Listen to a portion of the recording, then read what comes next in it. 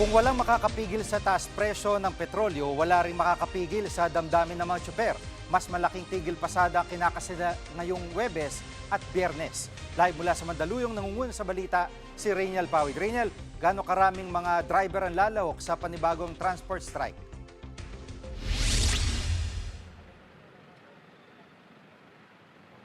Jiggy, aabot nga sa kalahating milyong driver mula sa iba't ibang transport sector yung dadalo nga dito sa tigil pasada na naman sa may Webes at sa Biyernes. Kabilang na rin dyan yung mga UV Express drivers, TNVS drivers at maging yung mga trucker ay lalahok na rin.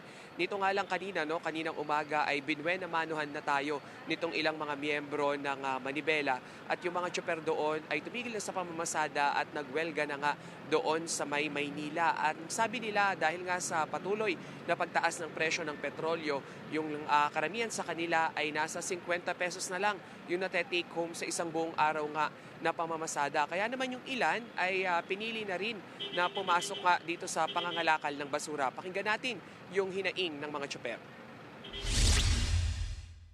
Yung mga plastic doon, yung mga karton, iniipon namin yun. Ilang linggo na, yung mga kasama ko, ito mga kasama ko, dinadala namin sa junk shop. Di ba? Para kami mabuhay. Magtitinapay na lang ako, titipid ako. Dahil baka mamaya wala nang pambaon. Tulad ko, anak ko ngayon, graduating ng grade 6.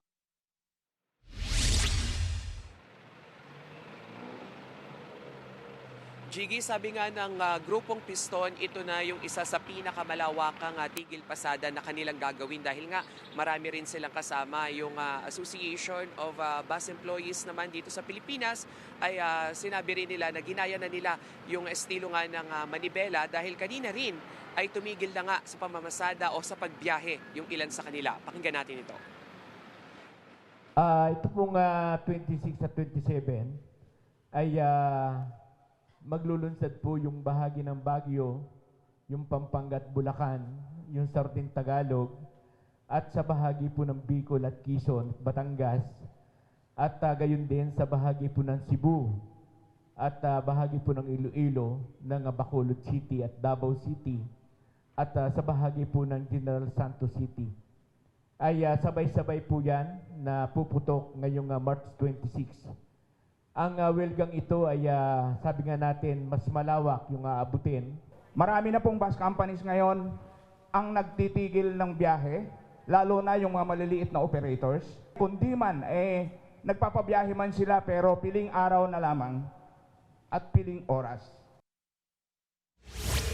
Reynel, doon sa press con kanina, nabanggit ba nila na may pag-asa pa bang mapigilan itong mas malaking tigil pasada?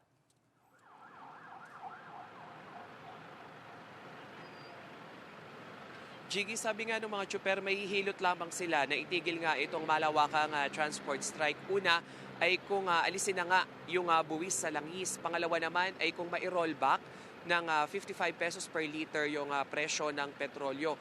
Pangatlo naman, Jiggy, ay hinihiling din nila na sana nga ay maaprubahan na yung taas pasahe na kanilang hinihingi.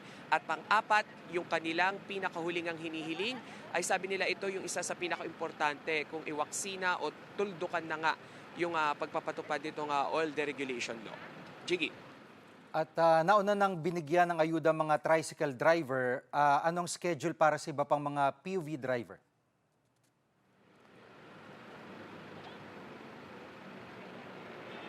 Jiggy, sabi nitong DSWD, itong TNVS drivers ay mabibigyan ng bukas. Sa Miyerkules naman, itong mga jeepney drivers. Sa Thursday at sa Friday, nakahilera naman o planchado na nga yung pagbibigay naman doon nga sa ilan pang mga delivery rider. At sa Sabado ay bibigyan naman itong mga motorcycle taxi drivers. At Jiggy, kung magtatanong yung ilan sa ating mga kapatid, paano naman yung mga nasa probinsya? Sila nga raw ay mabibigyan ng 5,000 pesos na ayuda gaya ng mga pinamamahagi dito sa Metro Manila pagkatapos na nitong Holy Week. Pero sabi naman ni Pangulong Bongbong Marcos ay hindi daw to yung huli at madadagdagan pa nga yung ibibigay na financial subsidy dito sa mga tsuper.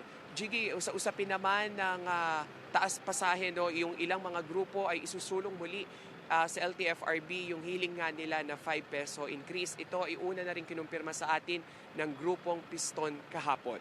Jiggy. Yan ang ulat ni Reynel Pawid live mula sa Mandaluyong. Mga kapatid, Jig Manikad po. Pagdating sa mahalagang balita sa loob at labas ng bansa, dapat una sa lahat, mag-follow at mag-subscribe na sa social media pages ng News 5.